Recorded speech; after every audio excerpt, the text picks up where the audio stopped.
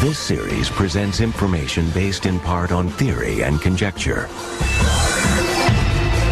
The producer's purpose is to suggest some possible explanations, but not necessarily the only ones, to the mysteries we will examine.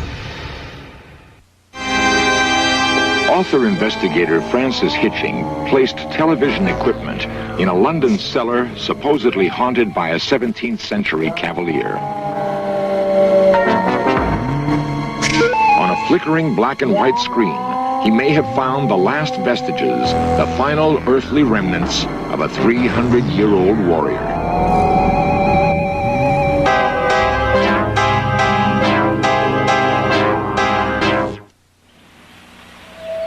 The English countryside has been populated by so many people for so long a time that it has acquired a rich legacy of spirits and ghosts. A 200-year-old monarch may pace the library of a great fortress. Henry VIII, we are told, still drags his gout-ridden foot through broken cloisters and cobwebbed passages. Long-dead prisoners plead for mercy in empty dungeons. Ancient druids still haunt Stonehenge. Guillotine victims ride across the rolling plains carrying their severed heads.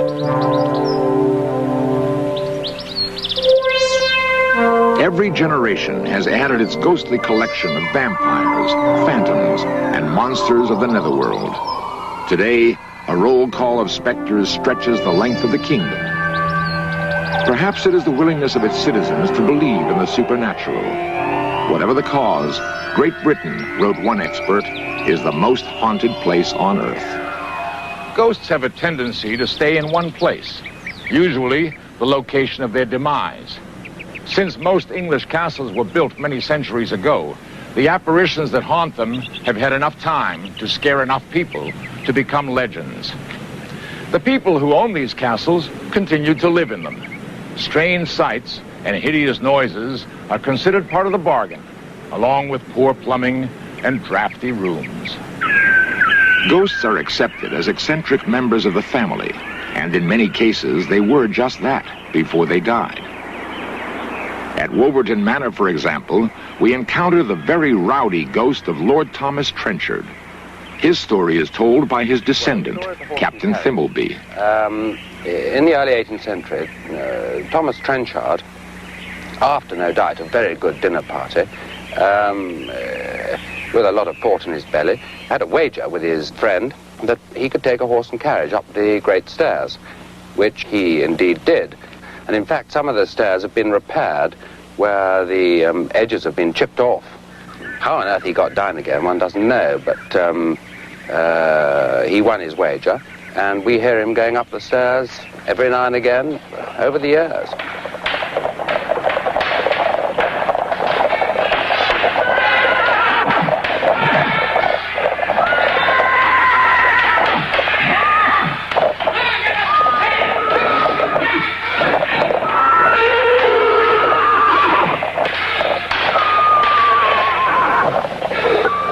A strange part of Wolverton Manor's ghostly carriage is that it has never been known to return down the stairs. So much for noisy apparitions. Authentic English ghosts are not known to physically attack people. On numerous occasions, however, they have frightened someone to death. This happened on a lovely country estate in Dorset, and the story is told to us by Emma Leavesley. My family had owned this house for more than 400 years, I think, and there were legends that something monstrous appeared in the middle of the night and was so frightening that two of my ancestors had actually gone mad after they'd seen it. I hated sleeping there. I used to dread going to bed because I would always have nightmares there, and I'd wake up in the middle of the night and think they were real, and there was definitely something horrible about it. Anyway, one night when my grandmother was a very little girl, which was about 1880 or 1890, she and her sister were living in this house, my grandmother at one end of a corridor, and her sister at the other end, probably the same room that I was in, maybe even the same bed.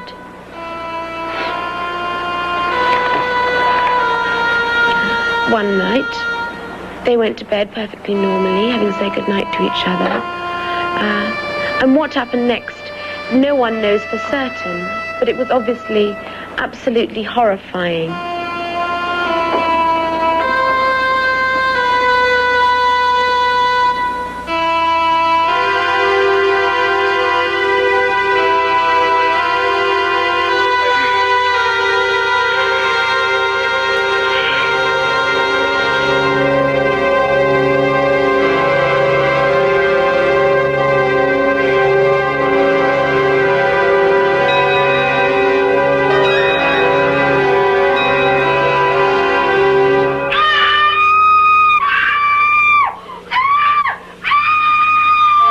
My grandmother rushed down the corridor to see what was happening. As she opened the door, she thought she caught a glance of something so horrible that she nearly fainted. But it disappeared almost immediately. The worst thing was that when she looked at the bed, her sister had stopped screaming and she was just lying there dead. I hate it as a story, and I wish she'd never told me, really, because I still have nightmares about it, and I'm sure I feel something that poor girl went through when I've slept in that room. In most hauntings, sounds are more common than sightings, and ghostly rituals are usually performed by a single figure. But in our next dramatization, both sights and sounds occur, and two 18th century Englishmen are locked together for eternity. Robin Wordsworth owns Baglake House and keeps alive the story of the double tragedy that took place in 1759. There was a man who lived here once called Squire William Light, and he had the front of this house built onto an older house in 1719. This we know for a fact. The rest of the story is really legend. The idea is that Squire Light came home from hunting, perhaps a little drunk.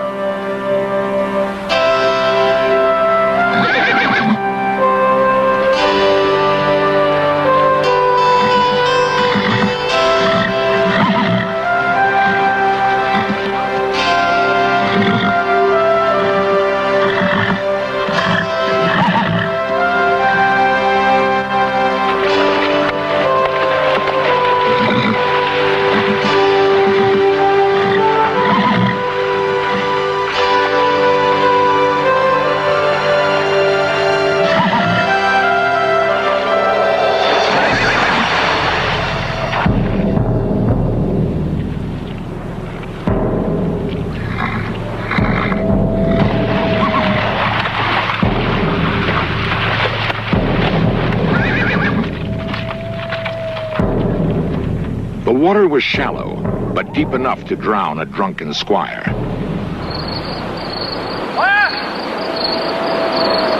The squire's groom went searching for his long overdue master.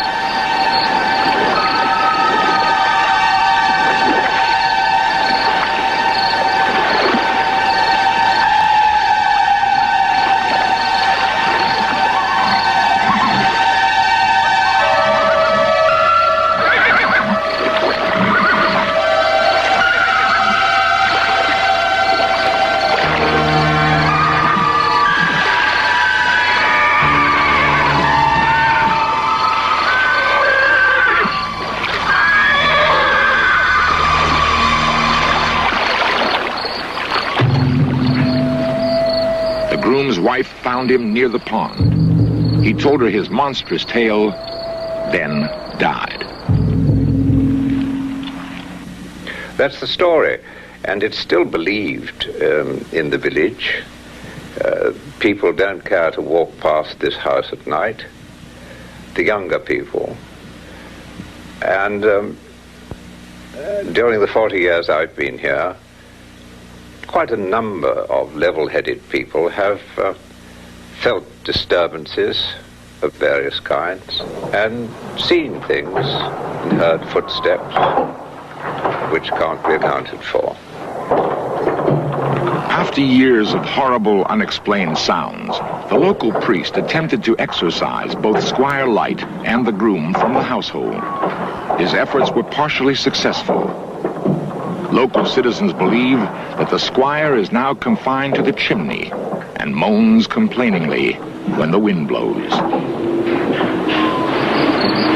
The groom, however, lingers outside and faithfully calls his master. Those who share the squire's taste for whiskey claim that they see his specter rising from the pond when the moon is full. As we shall learn in our next story, they should be thankful that he doesn't scream.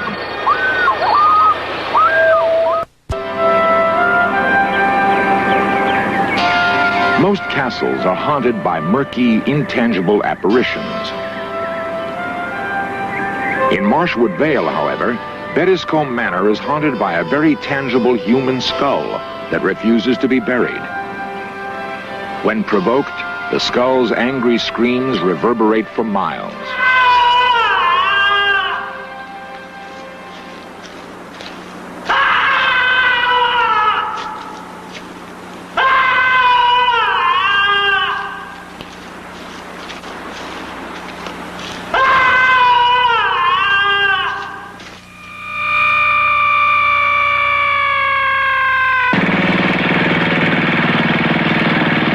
Michael Pinney, the current owner of Bettiscombe Manor, is a direct descendant of Azariah Pinney, who was exiled to the West Indies in 1685. While there, he purchased a slave and inadvertently acquired a haunt.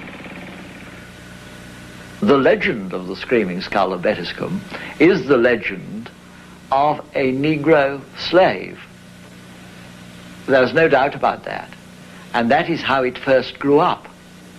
It was the legend of a prince from Africa who was exported, went through the horror of the slave trade, became a slave, came back as a body servant, and he then said to his master, "The restitution you've got to see is that I am buried in my own land, not here. I'm a prince in my own country." Well, the legend says that he wasn't buried in his own land. He was taken and buried in Bettiscombe churchyard.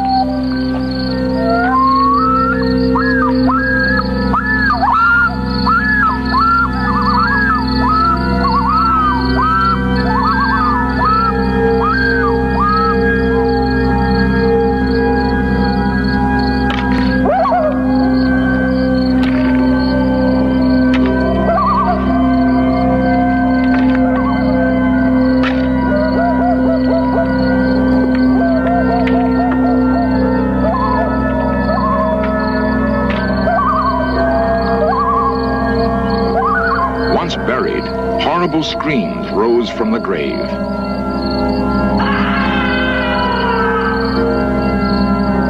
Louder and louder they grew until the skull, according to legend, worked its way to the surface. Every attempt to dispose of the skull has brought misfortune to those living in Bettiscombe Manor. As recently as 1914, local witnesses claimed that it has sweated blood. Today, it resides on an attic shelf in silence, at least for now. The ghosts of England are not restricted to drafty castles and lonely country estates. In the very heart of London, a 17th century cavalier, replete with plumed hat and pantaloons, resides in, of all places, a wine cellar. In some form, a tavern has operated here for at least 3 centuries. Currently, it is called the George Inn.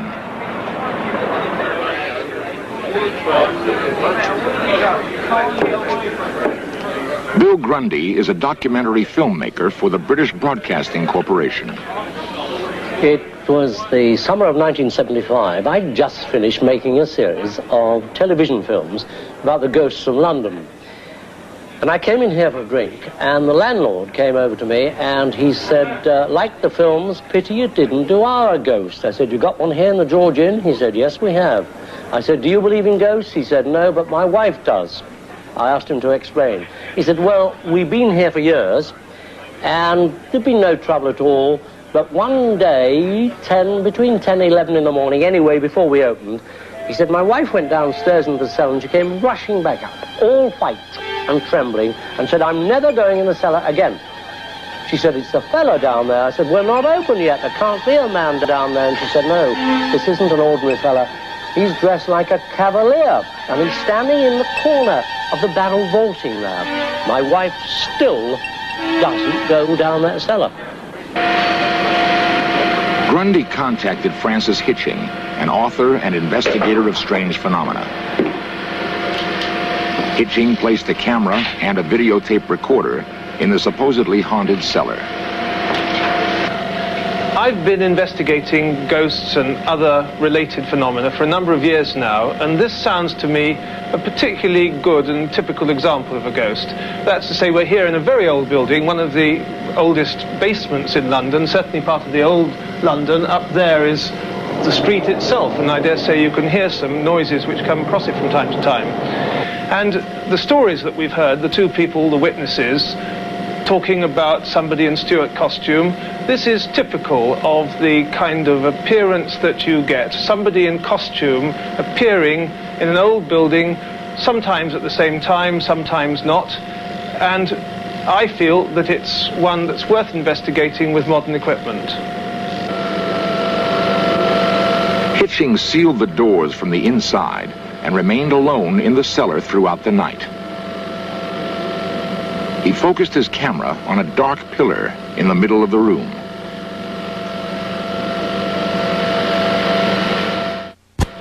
Much to my surprise, we have found something. I'd like you to have a look at it. It's a very surprising image which is coming on the screen in just a few moments. Now, I was here at the time that this was taken, and I saw nothing myself. I think I was looking at the pillar at the time that it was there, but look, coming up on the screen is a most extraordinary something. What is it, a light? It may be, if it's a ghost, is that what a ghost looks like? As I say, I think I was looking at the pillar at the time, but there it is emerging on there. Nobody else was here, and it's not an earthly thing. It's nothing that could be created with a torch. It's got curious images which goes up like that. I think it's one of the most remarkable ghostly manifestations that's happened in my experience looking for them.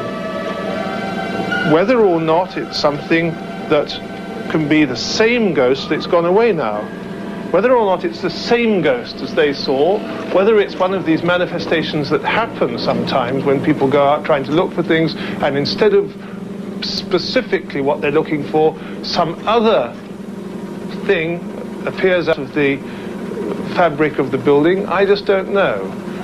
Until today, my theory was that under conditions of extreme emotion, that's to say great pain, great anguish, even great happiness, that somehow this emotion imprinted itself in the solid fabric of buildings, and people were able to recognize it, and it came out in the same way that clairvoyants and psychometrists, dowsers, can pick hold of a solid object and tell you a lot of things about the people who were last there.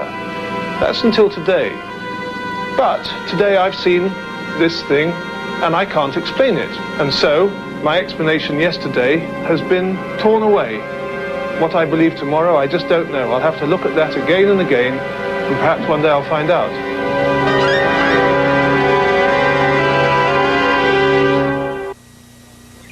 What are ghosts? And why do they keep repeating the same actions over and over again? One theory is that a haunting is a violent release of energy, somehow frozen in space and time.